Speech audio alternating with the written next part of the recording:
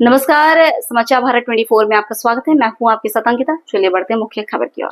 संजय गांधी अस्पताल परिसर में एक किशोरी के साथ कथित गैंगरेप के मामले ने शहर में सनसनी फैला दी। इस मामले को लेकर पुलिस अधीक्षक विवेक सिंह ने मीडिया के समक्ष कई अहम बातें रखी हैं।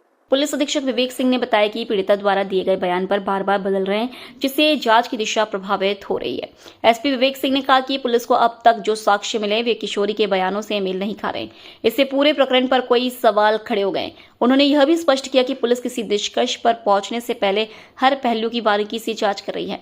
पुलिस अधीक्षक ने बताया कि किशोरी की मेडिकल जांच कराई जा चुकी है और सीसीटीवी फुटेज सहित अन्य तकनीकी पहलुओं की भी गहनता से जांच की जा रही है। साथ ही किशोरी की काउंसलिंग भी कराई जा रही है ताकि वह खुलकर अपनी बात रख सके। पुलिस ने भरोसा दिलाया है कि यदि किसी भी व्यक्ति की संलिप्तता इस मामले में सामने आती है तो उसके खिलाफ सख्त कानूनी कार्रवाई की जाएगी। वहीं अफवाहों से बचने और जांच को प्रभावित न करने की अपील भी पुलिस द्वारा की गई है। फिलहाल यह मामला जांच के अधीन है और पुलिस हर सिरे से इसकी छानबीन में जुटी हुई है। प्रशासन और आमजन की नजर इस मामले की निष्पक्ष जांच और न्याय पर टिकी है। ये 10 तारीख को एक मुकदमा दर्ज हुआ था। उसका बैकग्राउंड आप लोग को पता है। पहले 9 तारीख को कुछ सूत्रों से ऐसी जानकारी लगी थी कि मेडिकल कॉलेज संबंधित हॉस्पिटल में से संबंधित कोई केस है जिसमें किसी बालिका के साथ संभवतः दुष्कर्म हुआ है, और जिसको लेके फिर हम लोग ने तत्काल अलर्ट हो गए थे क्योंकि हमारे पास कोई सूचना नहीं आई थी। उसके बाद हम लोग जानकारी एकत्रित किए। जानकारी एकत्रित करने में हमको फ़ोन नंबर और उसका बालिका का पता थोड़ा बहुत पता चला, और जिसके आधार पे फिर हमने बालिका के परिजन से बात किया, माँ से बात किया। उनको बोला कि अगर आपके साथ कुछ भी हुआ हो, गलत हुआ हो, बच्ची के साथ कुछ गलत हुआ हो तो आके हमारे पास रिपोर्ट करें, और उस समय उसको मना कर दिया गया। फिर उसके बाद हमने घर भी टीम भेजी। अगले दिन हमने जब हमें सूचना मिली तो उसके बाद हमने घर भी टीम भेजी और सिविल में टीम भेजी ताकि किसी प्रकार से निजता और गोपनीयता भंग ना हो। हमने अपने साइड से उसका पूरा प्रयास किया था, तो वहाँ पे नहीं मिले थे। ये पता चला कि कहीं अपने रिलेटिव्स के यहाँ गए हैं, और फिर हमारा फ़ोन भी उस समय नहीं उठ रहा था, तो हम लोग उस टाइम पे थोड़ा हेल्पलेस हो गए थे कि कैसे अब इसमें हम आगे बढ़ें। कुछ समय बाद हमारा कांटेक्ट हुआ तो ये पता चला कि वो उनकी अभी जो लोकेशन है वो गोविंदगढ़ के समीप उस साइड कहीं पे उनके रिलेटिव हैं। तो जिसके आधार पे फिर हमने उनसे बोला कि आप गोविंदगढ़ रेस्ट हाउस आ जाएं और आपकी सहूलियत की जगह भी रहेगी, और हम लोग वहाँ पहुँच के आपका जो भी बयान होगा वो लेंगे। अगर आप जो भी कराना चाहते हैं, जो भी कार्रवाई कराना चाहते हैं वो करें। तो ये बात बिल्कुल गलत है कि हम लोग की तरफ से क्योंकि फैमिली या पीड़ित या फरियादी कोई भी एफआईआर कराने नहीं आया। जो भी इनिशिएटिव लिया गया, जो भी प्रयास किए गए वो हम लोग ने स्टार्ट किए थे कि अगर किसी बच्ची के साथ कुछ गलत हुआ है तो हम उसको जो उसके आरोपी हैं, जो गलत किए हों, उनको हम सज़ा दिला सकें। तो हमारे पूरा पुलिस टीम इसमें लग के हम लोग प्रयासरत थे। हमारे साथ तहसीलदार और प्रशासन भी उसमें लगा हुआ था।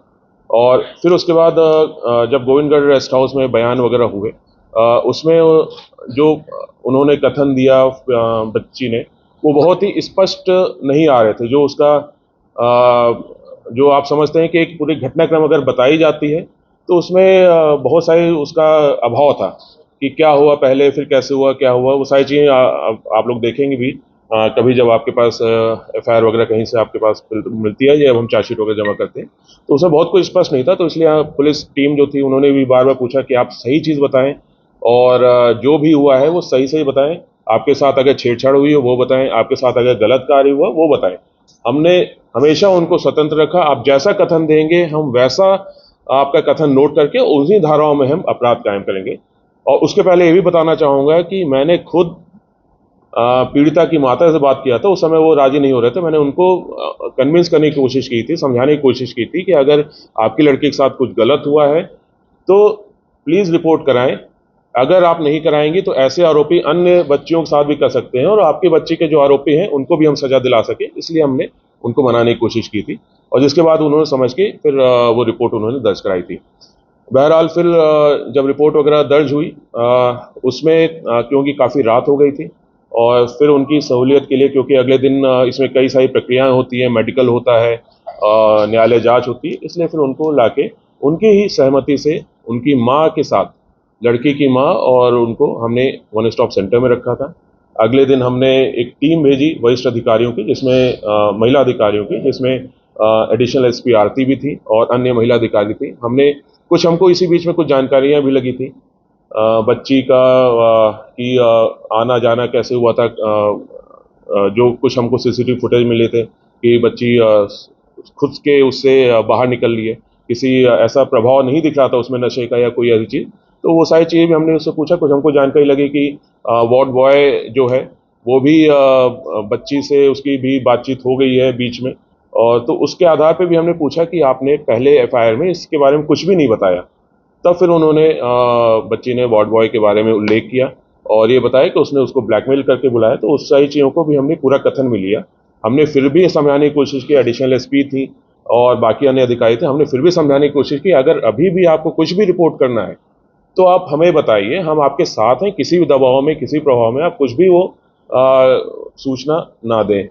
तो उसके बाद भी उन्होंने किया। फिर भी हमने 354 छेड़छाड़ में मेडिकल उतना डिटेल्ड नहीं होता है, फिर भी हमने एक पैनल के थ्रू एक डिस्ट्रिक्ट हॉस्पिटल में हमने पूर्ण मेडिकल कराया, जिसमें हम कई सारे एफएसएल की स्लाइड्स भी हम जब्त करते हैं, वो भी हमने जब्त कराई, जो कि 354 में नहीं होता है, छेड़छाड़ की रिपोर्ट में नहीं होता। फिर भी हमने कि बच्ची हो सकता है अभी ना बता रही हो सकता है कुछ उस दबाव में हो, तो उसके बाद भी हमने उसको जब्त करा। अगर हमको कुछ छिपाना होता है या कुछ हमको वो करना होता है तो हम ये सारी चीज़ ना करते।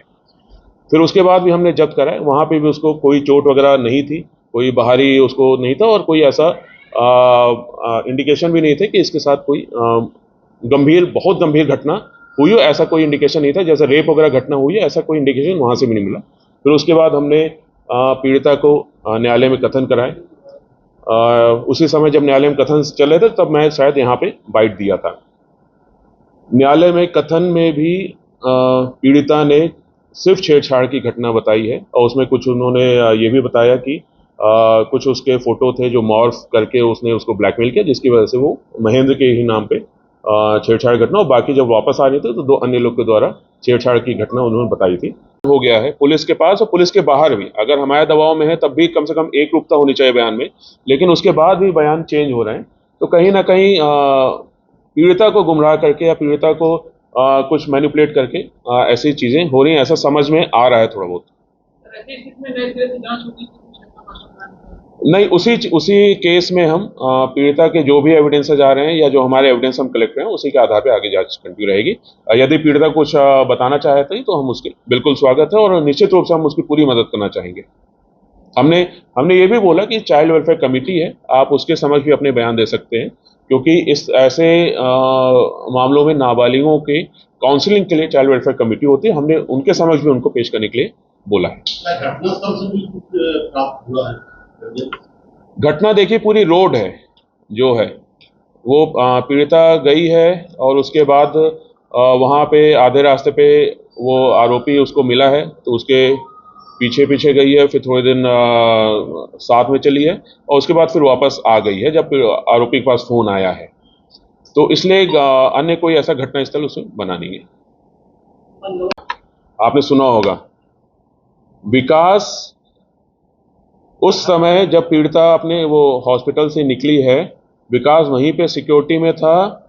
पीड़िता की माँ ने विकास से ही पूछा था कि भाई कोई लड़की बाहर गई, तो उसने बताया एक लड़की बाहर गई है और पीड़िता उसी का नाम फिर रेप में बता रही है। और वही विकास जब वहाँ पे गेट पे था, जब स्ट्रेचर में पीड़िता आई है उसने भी उसको एंट्री कराया। तो कहीं ना कहीं आप इससे भी समझ सकते हैं कि क्या बात सही है क्या बात गलत है। ये लगातार हम लोग अस्पताल प्रशासन से उसमें रहते हैं और बीच बीच में उनको हम लिख के भी देते हैं कि जितने भी उनके यहाँ ज्वाइन करेंगे लोग उनके चरित्र सत्यापन कराते हैं। बीच बीच में हमको सारी लिस्ट भी देते हैं जो भी उनके यहाँ सिक्योरिटी में है या जो भी उनके यहाँ संविदा में है, उन सबके हमको लिस्ट देते हैं जिसका हम लगातार सत्यापन भी करते रहते हैं। पीड़िता ने जिस तरह बयान दिया सर, पहले भी जिस तरह दिया और फिर आज आप हमारे चैनल समाचार भारत 24 को लाइक शेयर सब्सक्राइब करें। साथ ही ऐसे ही ताजा तरीन खबरों को देखने के लिए देखते रहें समाचार भारत 24, हर पल हर खबर।